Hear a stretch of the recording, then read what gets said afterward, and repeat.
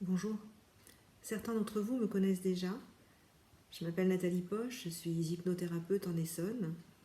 Mais aujourd'hui, ce n'est pas la thérapeute qui souhaitait s'adresser à vous, mais tout simplement la femme, la mère, et puis tout récemment la grand-mère, puisque ma fille aînée vient d'accoucher d'un petit garçon, voilà, le 2 janvier, donc l'année commence superbement bien pour moi, et je suis fière, très très fière de cela. Je voulais effectivement revenir sur des moments un peu particuliers pour témoigner au travers de mes expériences de tout ce que une vie de femme peut porter, de fardeau, de lourdeur, mais également de force et de capacité à se relever, quels que soient les moments qu'il faille traverser, quelquefois les épreuves que la vie nous impose. Nous avons le droit de nous en délivrer, nous avons le droit de nous relever, nous avons le droit de faire des erreurs, mais nous avons le droit d'avancer, de continuer de croire en nous, quoi que la vie nous réserve, tout simplement. En ce qui me concerne, j'ai été une petite fille d'une fratrie de 2 enfants. J'étais la plus jeune.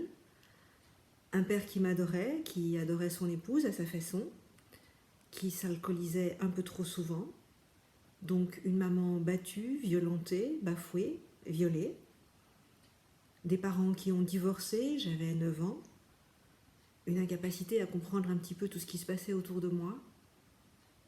Mais j'ai plus ou moins trouvé ma place, avec la violence et l'amour qui m'entouraient. Puis je suis devenue une adolescente, une jeune fille avec ses expériences de vie. J'ai donné la vie pour la première fois à 25 ans, après avoir pris un certain temps pour me reconstruire. Parce que l'année de mes 20 ans, le temps d'un été, d'une expérience à l'étranger, avec ce que je pensais être des amis, ça s'est mal terminé. Une nuit, on danse, on boit, on s'amuse, on flirte, comme ça peut arriver à beaucoup de jeunes filles. Malheureusement, certains n'avaient pas les mêmes intentions que celles que je pouvais avoir ou ressentir dans mon cœur de jeune fille. Alors ça s'est terminé en tourmente, que je n'ai jamais osé déclarer, que je n'ai jamais vraiment réussi à assumer, jusqu'à ce qu'enfin un jour je devienne maman à mon tour, riche d'une expérience incroyable, que de donner la vie et de se réassocier à son corps, à son cœur, et à donner le meilleur de soi.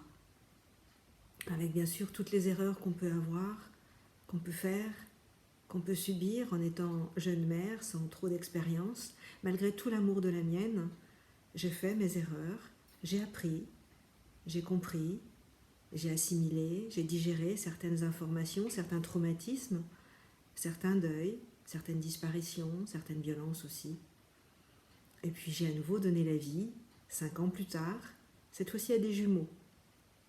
Et j'ai fait là l'expérience d'un coma incroyable.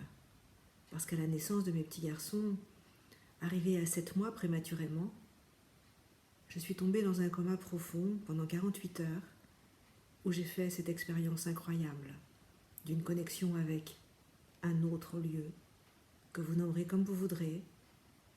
Mais quand j'en suis revenue, 48 heures plus tard, j'étais reconnectée à d'autres univers, à d'autres capacités de comprendre, de sentir, de ressentir ce qui m'entourait.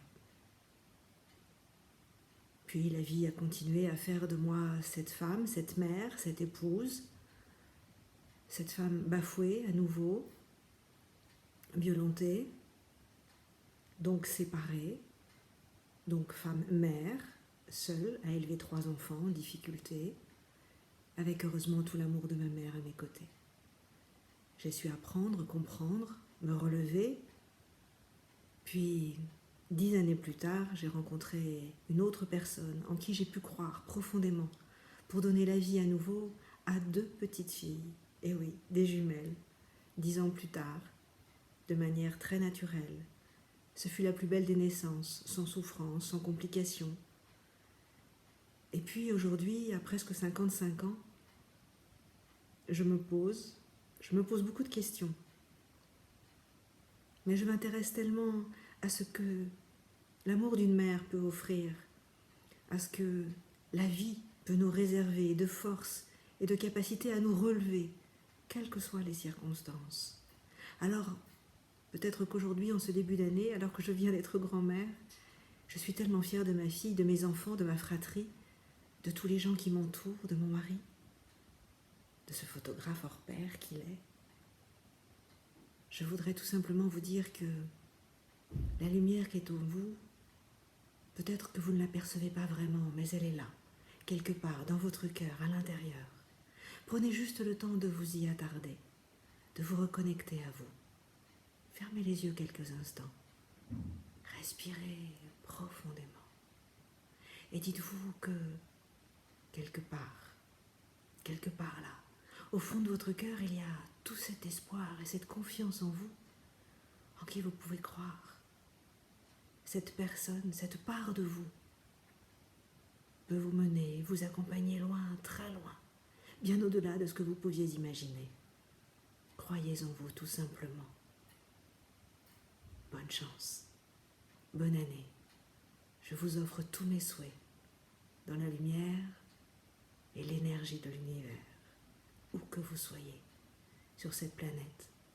Je parle français, je parle francophone, je m'adresse donc à la France bien sûr, mon pays qui bat dans mon cœur depuis tellement longtemps, mais je m'adresse aussi à tous mes amis québécois, canadiens, africains, toute cette francophonie riche, forte, puissante, avec toutes ces expériences qui se croisent autour d'un même langage.